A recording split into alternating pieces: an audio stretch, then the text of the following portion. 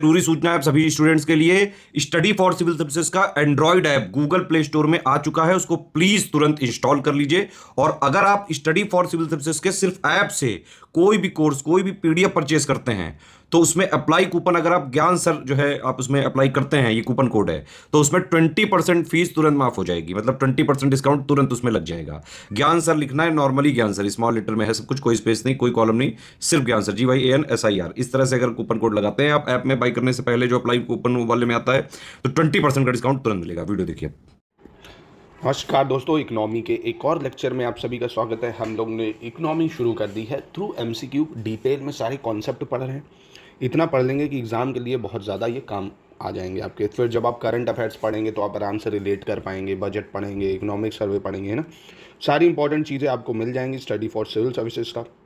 ये इनिशिएटिव है, अगर आप इसका पेड ग्रुप लेंगे, कंप्लीट इकोनॉमी का वीडियो आपको एक मिलेगा जिसमें पूरी इकोनॉमी कवर करा दी जाएगी। साथ में आपको study material, current affairs, budget, economic survey, पूरा कंपाइलेशन।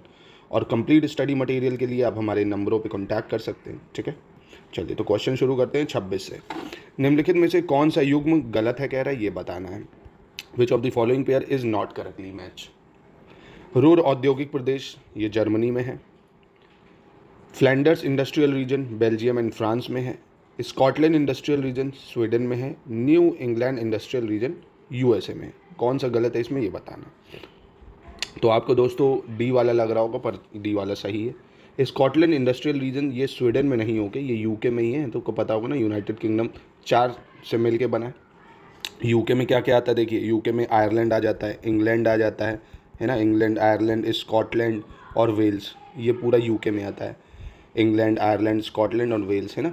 तो जो स्वीडन में नहीं है स्कॉटलैंड इंडस्ट्रियल रीजन, ये UK में आएगा। तो ये हो गया आपका गलत। चलिए, भारत की 1947 में प्रति व्यक्ति सालाना आय कितनी थी। What was the annual per capita income of India in 1947। 225, 265, 230 या 274। पर कैपिटा इनकम की बात कर रहा है, ठीक है। पर कैपिटा इनकम मतलब प्रति व्यक्ति आय। तो प्रति व्यक्ति आय अगर 1947 में देखी जाए तो 274 रुपये थी। कितनी थी, 274 रुपये। वहीं प्रेजेंट में अगर आप देखोगे ना तो वो 2,14,000 के आसपास। देख लो कितना ज़्यादा अंतर है ना। 1947 में प्रति व्यक्ति सालाना आय की बात हो रही है ना। तो लेटेस्ट डाटा से अभी जो बजट आएगा उससे आप कंपेयर करोगे, जो भी अब सरकार का, नई सरकार चुन के आएगी, ठीक है। स्वतंत्र भारत की पहली औद्योगिक नीति कब आई थी। When did the first industrial policy of independent India come? 1950, 1956, 1952 या 1948। काफ़ी ज़्यादा इंपॉर्टेंट है ये। फर्स्ट इंडस्ट्रियल पॉलिसी भारत में आई थी 1948 में। कब आई थी, 1948 में। नेक्स्ट देखते हैं, निम्नलिखित में से किस पंचवर्षीय योजना के दौरान श्वेत क्रांति की शुरुआत की गई थी।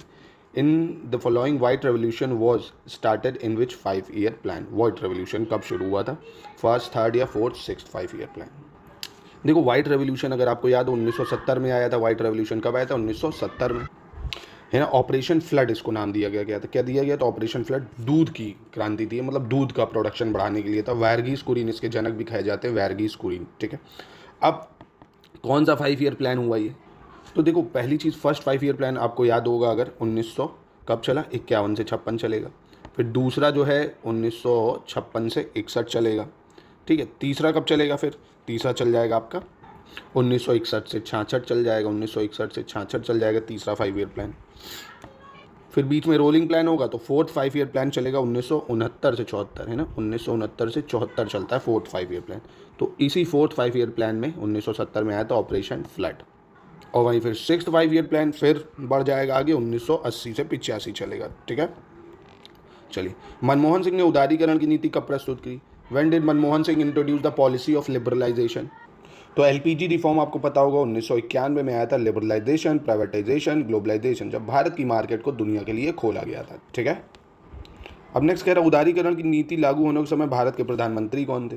Was the prime minister of India when the policy of LPG was implemented. Indira Gandhi, Manmohan Singh, PV Narasimha Rao या अटल बिहारी वाजपेयी। तो आपको पता होगा हर्षद मेहता स्कैम हुआ था, PV नरसिम्हा राव जो थे 1991 में की बात है, जब ये प्रधानमंत्री थे, ठीक है, क्योंकि मनमोहन सिंह फाइनेंस मिनिस्टर थे उस टाइम, ठीक है। किस पंचवर्षीय योजना को अर्थव्यवस्था के उदारीकरण के रूप में जाना जाता है। Which 5-year plan is known as liberalisation of the economy. 8वीं, 5वीं, 7वीं या 9वीं, ठीक है। तो अब देखो LPG आया 1991 में। अब ज़रा दिमाग पे लिंक करो कौन सा 5-year प्लान हुआ वो। तो देखिए दोस्तों, फिफ्थ 5 ईयर प्लान 1974 से 78 आएगा, है ना, जब 1974 से 78 में गरीबी हटाओ आंदोलन दिया गया था। फिर आपका सेवन्थ 5 ईयर प्लान की अगर बात करी जाए, सेवन्थ 5 ईयर प्लान 1985 से 90 में आ जाता है राजीव गांधी की सरकार में। फिर जब इनकी हत्या हो जाती है तो फिर 1 साल का एनुअल प्लान आता है, उसके बाद 1991-92 में आठवां 5 ईयर प्लान आता है 1992 से 97 में। तो आपका ये आंसर करेक्ट होना चाहिए, आठवां 5 ईयर प्लान 1992 से 97 में, ठीक है, काफ़ी ज़्यादा इंपॉर्टेंट है। फिर नाइन्थ 5 ईयर प्लान अगेन 1997 से 2002। देखो एक चीज़ मेरी नोट कर लो, 5 ईयर प्लान से सवाल जरूर एक बनता है, तो सारे 5 ईयर प्लान का टाइम पीरियड, कौन से 5 ईयर प्लान में क्या चीज़ इंप्लीमेंट हुई, ये बहुत इंपॉर्टेंट है ना। कभी कभी 5 ईयर प्लान को क्रोनोलॉजी में लगाने को दे देता टाइम पीरियड में, तो ये ज़रूरी आपको याद रखना पड़ेगा इसका, ठीक है। भारतीय रिजर्व बैंक की स्थापना हिल्टन यंग आयोग की सिफारिश के आधार पर कब हुई थी? When was the RBI establish on the basis of recommendation of Hilton young commission? 1936, 1935, 1938 या 1940? तो आरबीआई की स्थापना कब हुई? आरबीआई की स्थापना 1935 में हिल्टन यंग कमीशन की रिकमेंडेशन पे। कौन सा commission? Hilton young commission. Next, भारतीय रिजर्व बैंक का राष्ट्रीयकरण कब हुआ था? When was RBI nationalise? Nationalise मतलब किसी चीज़ को सरकारी कर देना, आसान भाषा में समझो। अभी तक क्या था, वो कंपनी जो थी प्राइवेट ओन थी, अब क्या हुआ, सरकार उसको कंट्रोल करेगी। तो आरबीआई को सरकारी कब करा गया, यानी नेशनलाइज कब करा गया? तो ये करा गया 1936, 1935, 1949 या 1940। तो आरबीआई को नेशनलाइज करा गया 1949 को, याद रखिएगा, काफ़ी इंपॉर्टेंट है 1949 को, ठीक है। भारतीय रिजर्व बैंक के प्रथम गवर्नर कौन थे? Who was the first governor of RBI? Sir Osborne Smith, sir James Braid Taylor, sir CD Deshmukh, या इनमें से कोई नहीं? Who was the first governor of RBI? बहुत इंपॉर्टेंट है, सर ओसबोर्न स्मिथ जो थे, ओसबोर्न स्मिथ, ये पहले आरबीआई गवर्नर थे। कौन थे? पहले आरबीआई गवर्नर थे, जो कि देखो ब्रिटिश है ना। अब इसके बाद इंडियन कौन था अगर पूछ लेगा तो सीडी देशमुख थे, इंडियन, ठीक है। ये जो सीडी देशमुख थे ये पहले भारतीय गवर्नर थे आरबीआई के, और आरबीआई को नेशनलाइज 1949 में करा गया, तब बना था 1935 में, ठीक है। भारतीय रिजर्व बैंक के प्रथम भारतीय गवर्नर कौन थे? ये देखिए पूछ लिया भाई, who was the first Indian governor of RBI? तो sir CD Deshmukh, sir CD Deshmukh पहले आरबीआई गवर्नर थे जो कि भारतीय थे, और ऐसे पहले कौन थे? Osborne Smith. Insolvency and bankruptcy board of India की स्थापना किस मंत्रालय के तहत की गई है? The insolvency and bankruptcy board of India has been established under which ministry? Corporate मामलों का मंत्रालय, सूक्ष्म लघु एवं मध्यम उद्योग मंत्रालय, वित्त मंत्रालय या वाणिज्य मंत्रालय? तो इसकी स्थापना जो है मिनिस्ट्री ऑफ कॉर्पोरेट अफेयर्स या कॉर्पोरेट मामलों के मंत्रालय के अंतर्गत करी गई है, ठीक है। नेक्स्ट देखते हैं, लघु बचत योजनाओं के तहत शामिल है small saving schemes include? Small saving schemes में क्या क्या आता है? किसान विकास पत्र, डाक जमा, सार्वजनिक भविष्य निधि। किसान विकास पत्र, पोस्टल डिपॉजिट या पब्लिक प्रोविडेंट फंड, क्या आता है स्मॉल सेविंग स्कीम्स में?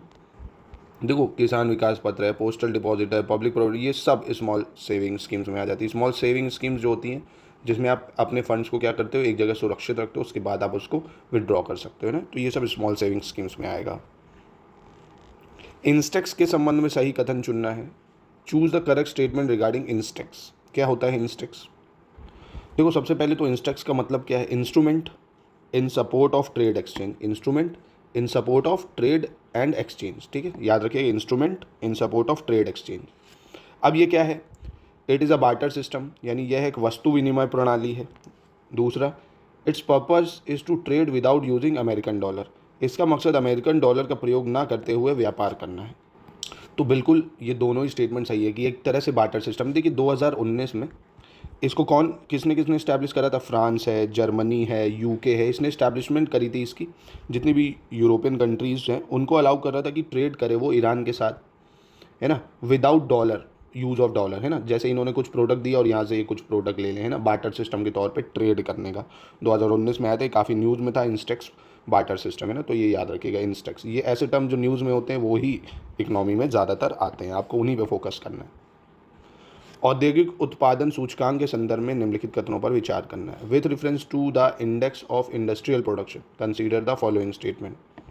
यह केंद्रीय सांख्यिकी कार्यालय जारी करता है। कौन?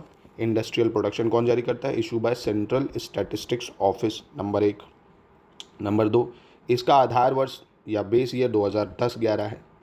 तो बिल्कुल इंडेक्स ऑफ इंडस्ट्रियल प्रोडक्शन जारी करता है CSO यानी सेंट्रल स्टैटिस्टिक्स ऑफिस। इसका बेस ईयर 2010-11 ना हो के 11-12 है, यहाँ पे थोड़ा करेक्शन है। 2000 क्या है, 11-12 है इंडस्ट्रियल प्रोडक्शन का जो बेस ईयर है, ठीक है। यानी इसकी सिर्फ एक स्टेटमेंट सही होगी, दूसरी गलत हो जाएगी, ठीक है। तो दोस्तों ये था आज का लेक्चर। अगर आप इसके और ज़्यादा डेली क्वेश्चन चाहते हैं 50 या 100 है ना, तो आप इन नंबरों पे कांटेक्ट करके जितना आप चाहते हैं आप ले सकते हैं, कंप्लीट डिटेल एनालिसिस के साथ। इतना कि आपका एमसीक्यू के थ्रू ही सारे कॉन्सेप्ट इतने क्लियर करा दिए जाएंगे कि आपको इकोनॉमी कहीं से फिर पढ़ने की ज़रूरत नहीं पड़ेगी। पूरी इकोनॉमी आप आराम से जितने भी सवाल होंगे ईजिली कर सकते हैं, चाहे जैसा भी पेपर आ जाए, ठीक है।